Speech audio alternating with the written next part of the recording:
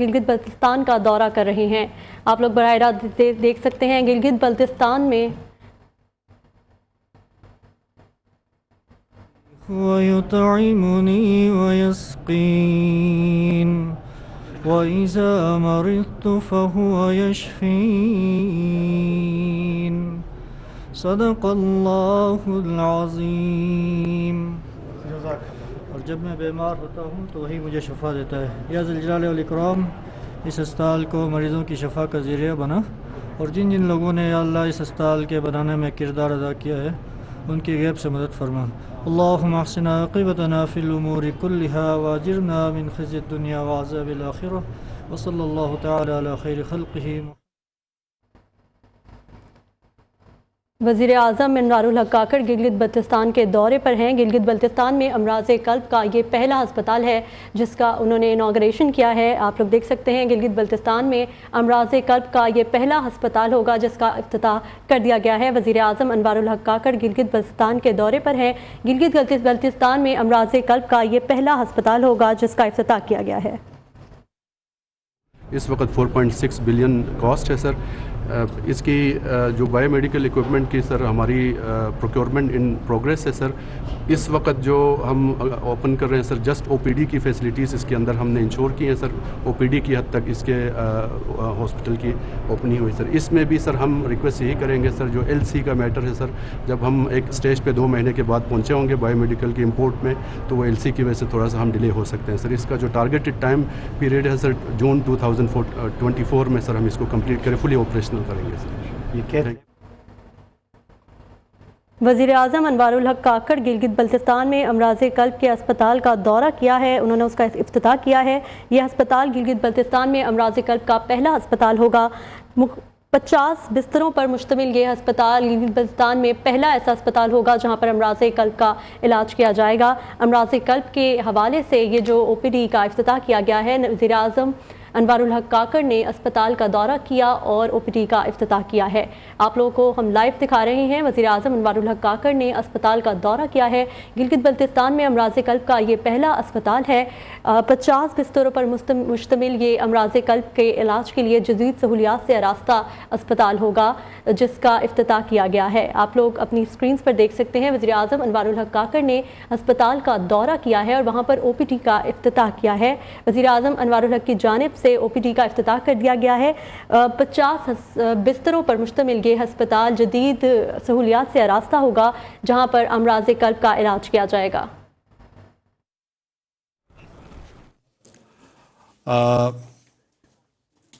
کل دوپہر سے ہم گلگت بلتستان کے دارالحکومت صدر مقام گلگت میں آئے، اور جس انداز سے گلگت کے باسیوں نے، چاہے وہ بلتستان سے ہیں، گلگت سے ہیں، دیامر سے ہیں، نگر سے ہیں، ہنزا سے ہیں، انہوں نے جس وارمتھ کا، جس خوش اسلوبی سے ہمیں ریسیو کیا ہے، جس اپنائیت کا مظاہرہ کیا ہے، وہ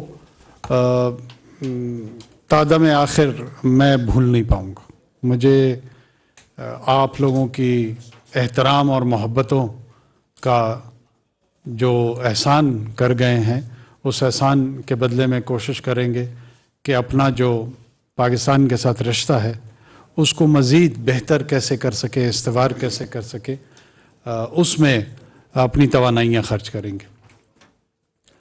یہاں پہ مختلف النسل، مختلف الخیال، مختلف العقائد لوگوں کا جو ایک گلدستہ ہے، یہ جو قائد اعظم محمد علی جناح کا ویژن تھا پاکستان کے لیے، اس کا جو عملی نمونہ ہے وہ گلگت میں ایگزیبٹ ہوتا ہے اور یہاں پہ اس کی نمائش ہوتی ہے۔ وہ ایک ایسی وطنیت کا تصور ان کے یہاں تھا کہ لوگ ہوں گے مختلف، انسان کبھی ایک جیسے نہیں رہ سکتے۔ انسان اپنی تاریخ میں جو ہے نا وہ اختلاف اور مختلف النوع فکر کے تحت اس نے زندگی گزاری ہے، جتنی بھی انسانی تاریخ ہے۔ تو مونوٹنس اس کی زندگی میں کوئی بھی شے نہیں ہو سکتی ہے، اور وہ اس کے جو تخیر ہے، اس کی جو تبدیلی ہے، اس پہ وہ یقین رکھتا ہے۔ اس تبدیلی کی بنیاد پہ وہ مختلف کلچرز بھی اپناتا ہے، مختلف زبانیں بھی اپناتے ہیں، ورنہ سارے انسان ایک جیسی زبان بول رہے ہوتے نہیں بولتے. ہر علاقے میں اپنی اپنی بولی جو ہے نا وہ خود ہی انہوں نے ڈیزائن کی. لیکن ان تمام اختلاف اور مختلف النوع جو حیثیت ہے، جو شناخت ہے، اس کی بنیاد پہ اکٹھے زندگی کیسے گزارنا ہے، یہ انسانیت کی معراج ہے. انسان کی معراج کی بنیاد یہی ہے کہ وہ زبان میں، نسل میں، رنگ میں، عقیدے میں ایک دوسرے سے مختلف ہو، اور اس کے باوجود ایک دوسرے کے حقوق کو وہ یکساں تسلیم کرے. اگر وہ ایک دوسرے کے حقوق کو یکساں تسلیم نہیں کرتا تو پھر وہ جنگل اور جانور کا جو طرز عمل ہے زندگی کا اس کو اختیار کرتا ہے. اس میں جو طاقتور جانور ہوتا ہے وہ کمزور جانور کو آ لیتا ہے، جو زیادہ گیدڑ اکٹھے ہو جاتے ہیں وہ شیر کے پیچھے پڑ جاتے ہیں. کہیں پر وہ آبادی کی بنیاد پہ، قدری صلاحیت کی بنیاد پہ وہ اپنے آپ کو دوسروں سے بہتر محسوس کرتا ہے. لیکن جو انسانیت کی معراج ہے وہ یہ ہے کہ وہ صرف ابن آدم کے تصور کے طور پر اپنے آپ کو یکساں سمجھتا ہے. تو میں گلگت بلتستان کے لیے، یہاں کے لوگوں کے لیے یہی پیغام لے کر آیا ہوں کہ ایک دوسرے کے حقوق کا احترام، اور ریاست کی ذمہ داری یہ ہے کہ ان حقوق کے احترام کی انفورسمنٹ کر سکے، اس کا نفاذ کر سکے، اور ہم انشاءاللہ یہ نفاذ کر کے رہیں گے. اگر کوئی یہ سمجھتا ہے کہ اس بھائی چارے کو جو یہاں پہ موجود ہے، جو یہاں کے سماج میں موجود ہے، جو یہاں کے اقدار میں موجود ہے، جو یہاں کے کلچر میں موجود ہے، اس کو ڈسٹرب کر سکے گا، اس کو تبدیل کر سکے گا، وہ اس کی بہت بڑی غلط فہمی ہے. اپنی غلط فہمی دور کر لیں. ہمارے ہاں قربتیں زیادہ ہیں، دوریاں کم ہیں، اور جو دوریاں خدا نخواستہ کسی بھی غلط فہمی کی بنیاد پر اگر سامنے آئی ہیں یا لائی گئی ہیں، ان کو بھی حکمت کے ساتھ، ہمت کے ساتھ انشاءاللہ ہم کوشش کریں گے کہ دور کریں. باقی یہاں کے میں سمجھتا ہوں کہ جتنے بلند و بالا پہاڑ ہیں اتنے ہی بلند بالا آپ کے حوصلے ہیں. یہ پہاڑوں کے جو مسکین ہیں، یہاں پہ جو آپ لوگوں نے اور آپ کے آبا و اجداد نے جو سکونت اختیار کی ہوئی تھی، اس نے آپ کو ایک مخصوص طرز فکر اور ایک کردار ادا کیا ہے، اور وہ کردار جو ہے نا وقار کا ہے، ڈگنیٹی کا ہے، حسن کا ہے. آپ کی اپنی پہچان اور حسن جو ہے نا وہ باقی ماندہ دنیا سے بہت علیحدہ ہے. آپ کی تشبیہات علیحدہ ہیں، آپ کے استعارات علیحدہ ہیں، اور ان تمام میں بڑی چاشنی موجود ہے، بڑی خوبصورتی موجود ہے، بڑی کشش موجود ہے. اور باقی پاکستان اور باقی دنیا آپ کی طرف اس کشش ثقیل میں دوڑے چلے آتے ہیں. آپ دیکھیں ٹورسٹ بھی آپ کی طرف آتے ہیں، یورپ سے بھی لوگ آ رہے ہوتے ہیں، ایشیا سے بھی لوگ آ رہے ہوتے ہیں، اندرون پاکستان سے لوگ کھچے چلے آ رہے ہوتے ہیں. تو کوئی خاص مادہ ضرور یہاں کی فضا میں بھی ہے اور یہاں کے لوگوں میں بھی ہے. ہماری پوری کوشش ہے کہ انشاءاللہ مختلف مواقع، یہاں کے آئینی سوالات ہیں اس پہ بھی ہماری بہت تفصیلی بات چیت دوستوں کے ساتھ ہوئی ہے، چیف منسٹر صاحب کے ساتھ ہوئی ہے، گورنر کے ساتھ، ان کے کابینہ کے ساتھ، اس کے علاوہ جتنے سٹیک ہولڈرز ہیں ان کے ساتھ ہوئی ہے. اور یہ جو ابتدائیہ ہے ہماری حکومت کے دورانیہ میں، یہ شروعات اس کی ہوئی ہیں، اختتام صرف اس ایک دن پہ نہیں ہوگا. ہم تسلسل کے ساتھ گلگت اور بلتستان کے مسائل کے ساتھ جڑے رہنے کی کوشش کریں گے، اور جس حد تک ممکن ہوگا اسے انشاءاللہ حل کرنے کی بھی کوشش کریں گے. چاہیں گے کہ یہاں کے لوگ اپنے پاؤں پہ کھڑے ہوں، ایک پروقار زندگی گزارے بحیثیت پاکستانی.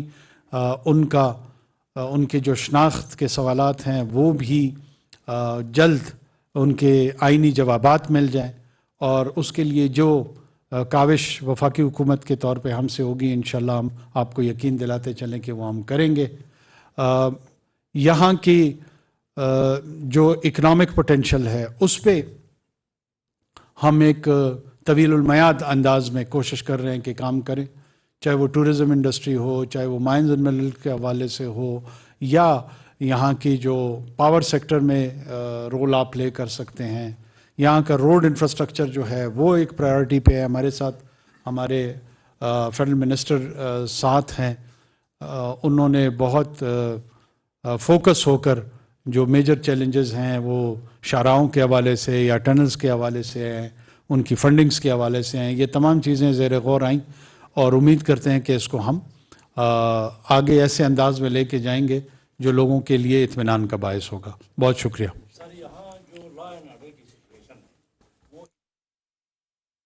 اور آپ سب کو معلوم ہے سر, اس وقت پورے پاکستان میں کیا پوری دنیا کا میڈیا اس میں چیخ رہا ہے.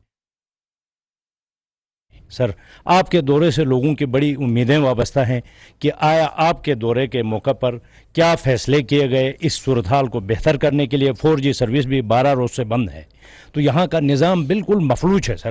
اسٹوڈنٹ اس میں متاثر ہیں, عام ٹورسٹ متاثر ہیں سر. ٹورزم کو شعبہ جو ہے بہت تباہ ہو گیا ہے. تو ساتھ ساتھ میں یہ بھی کہوں گا سر, یہاں کے لوگوں کا جو جینا ہے, جو طرز زندگی ہے, وہ کس حد تک مشکل ہے کہ آپ دیکھیں کہ سال میں 8 مہینے تک یہاں 22 گھنٹے کی لوڈ شیڈنگ ہوتی ہے سر روزانہ, اور یہ دن ابھی آنے والے ہیں 22 گھنٹے کی لوڈ شیڈنگ. سو سر اس کے بارے میں پلیز. دیکھیں, لا اینڈ آرڈر کے حوالے سے ایک لا ہے, دوسرا آرڈر ہے. اس کے دو پہلو ہیں. ہمارے ہاں یہی فیصلے ہوئے کہ جو قوانین ہیں ان کا نفاذ ہوگا, اور قانون چاہے کوئی بھی ہو. جو مائنورٹی کے ایسے لوگ دونوں تینوں چاروں اطراف ہو سکتے ہیں, جو کہ چند لوگ ہوں گے یا 20 ہوں گے یا میکسیمم میرے خیال میں سینکڑوں ہوں گے, اگر وہ یہ سمجھتے ہیں کہ وہ کسی ایک ایجنڈے پر باقی ماندہ معاشرے کو ہاسٹیج بنا لیں گے, تو اس کی اجازت ہم کسی کو بھی نہیں دیں گے. یہ یاد رکھیں. جیسا آپ نے کہا کہ آئینی مسائل پہ تو سیر حاصل بحث ہوئی, لیکن یہاں کا جو سب سے اہم مسئلہ ہے وہ یہاں کی جوڈیشری ہے. سپریم اپیلیٹ کورٹ میں پچھلے 6 سالوں سے کوئی جج اپوائنٹ نہیں ہو رہا, اور جو جب اپوائنٹ کرنے کا جب سلسلہ آتا ہے تو وہ کہا جاتا ہے کہ جی کانا ڈویژن میں 3 کروڑ 4 کروڑ کی بولیاں لگتی ہیں. تو یہ چونکہ وزیر اعظم کی ڈسکریشن ہے کہ وہ سپریم اپیلیٹ کورٹ میں جج اپوائنٹ کریں, تو ان علاقوں میں سستے انصاف کی فراہمی کے لیے کیا آپ مستقبل قریب میں کوئی اپوائنٹمنٹ کریں گے؟ یہ ایشو کل بھی ریز ہوا تھا. میں آپ کو یہ انشور کرا دوں کہ انشاءاللہ بہت جلد آپ اس حوالے سے خوشخبری بھی سنیں گے, اور کوئی بولی نہیں لگے گی. ہم جو ہے نا بولیوں کا گلا گھونٹنے آئے ہیں, بولیاں لگانے نہیں آئے. وزیر اعظم صاحب, گلگت بلتستان مالی بحران کا شکار ہے. یہاں کی جو واحد یونیورسٹی ہے قراقرم یونیورسٹی, گزشتہ کئی روز سے وہاں کے طلباء جو ہیں وہ فیسوں میں اضافے کے خلاف احتجاج کر رہے ہیں. تو کیوں نہ اس گلگت بلتستان کی اس یونیورسٹی کا وفاق جو ہے اس کی سرپرستی کرے, اس کے مالی بحران کو دور کرے. کل رات ہماری وائس چانسلر صاحب سے اس سلسلے میں ملاقات اور بات ہوئی ہے, اور ان کو فائنانس ڈویژن کے ساتھ ہم نے لنک کیا, اور انشاءاللہ اس کے مسائل کو, فائنینشیل مسائل جو ہیں ان کو ہم بالکل سمپیتھیٹکلی ایڈریس کریں گے. نیشنل انٹرسٹ کو نقصان پہنچانے کے لیے جو ایلیمنٹس کام کر رہے ہیں اس وقت گلگت بلتستان میں, شاید دنیا کے جتنے بھی اہم انٹیلیجنس ایجنسیاں ہیں سب کا اثر رسوخ گلگت بلتستان میں ہے, اور کسی نہ کسی شکل میں ان کی موجودگی نظر آتی ہے. تو یہ نیشنل انٹرسٹ کو چیلنج کرنے والے جو بھی ایلیمنٹس ہیں, ان کا کلا کما کرنے کے لیے اور ان کو سیدھا کرنے کے لیے کس طرح کے فیصلے کیے گئے ہیں؟ کیا یہ فیصلے ہوں گے یا لک بزی ڈو نتھنگ؟ دیکھیں, کن کی پریزنس یہاں ہے انٹیلیجنس آؤٹ فٹس کی یا نہیں ہے, میں آپ کے توسط سے بتاتا چلوں کہ پاکستان کے اندر جو پاکستان کے انٹیلیجنس آؤٹ فٹس ہیں اسی کا اثر ہوگا, اسی کے زیر اثر ہم چیزوں کو انالائز بھی کریں گے, دیکھیں گے بھی, اور اگر کسی نے معاشرے میں جڑنا ہے تو وہ وہی ادارے ہیں جو آپ کے قومی ادارے ہیں. اس کے علاوہ نہ کسی ادارے کی گنجائش ہے, نہ کسی ملک کی گنجائش ہے, نہ کسی معاشرے کی گنجائش ہے. 1 نیشن 1 لا 1 سلوگن, اور وہ ہے پاکستان. جس کسی کو کسی اور حوالے سے کسی سے کوئی امید ہے یا خوش فہمی ہے یا غلط فہمی ہے, وہ دور کر لے تو زیادہ بہتر ہوگا. وزیر اعظم صاحب, آپ گلگت بلتستان آئے, آپ کا بہت شکریہ, لیکن ان خوبصورت وادیوں میں رہنے والے عوام بہت سارے مسائل کے شکار ہیں. خاص کر یہاں پہ 4 ڈسٹرکٹ کے نوٹیفائی ہوئے تھے, لیکن اب تک ان پہ امپلیمنٹیشن نہیں ہوئی ہے. کیا آپ کے دور حکومت میں یہ پاسبل ہوگا؟ اور اس کے ساتھ ساتھ سر, یہاں پہ PTV کا بیرو آفس نہیں ہے, اگر وہ بھی پاسبل ہو جائے تو سر یہاں کے صحافیوں کے لیے تھوڑی سی آسانیاں ہوں گی.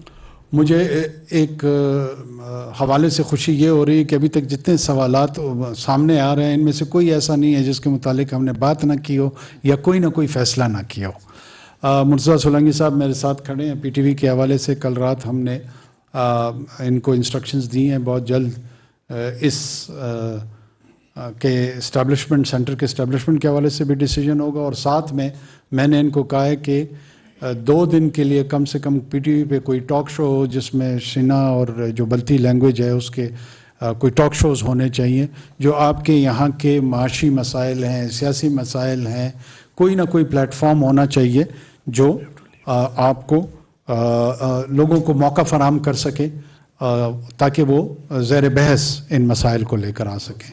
बहुत शुक्रिया। सवाल है कि आपका ताल्लुक भी उस पार्टी से है जिसने सबसे पहले सेनेट में गिलगित बल्तिस्तान को अबूरी सूबा बनाने के हवाले से एक बिल भी सबमिट किया था, लेकिन चूंकि पार्लियामेंट नहीं रहा तो अब आप वज़ीर-ए-आज़म भी है, तो क्या रोल प्ले करेंगे? क्योंकि आईनी जो मसला है ये यहाँ का लोगों का एक बड़ा इशू है। हम आईनी सवालात के जवाब वज़ीर-ए-आज़म अनवारुल हक काकड़ इफ्तिताही तकरीब से खिताब कर रहे थे।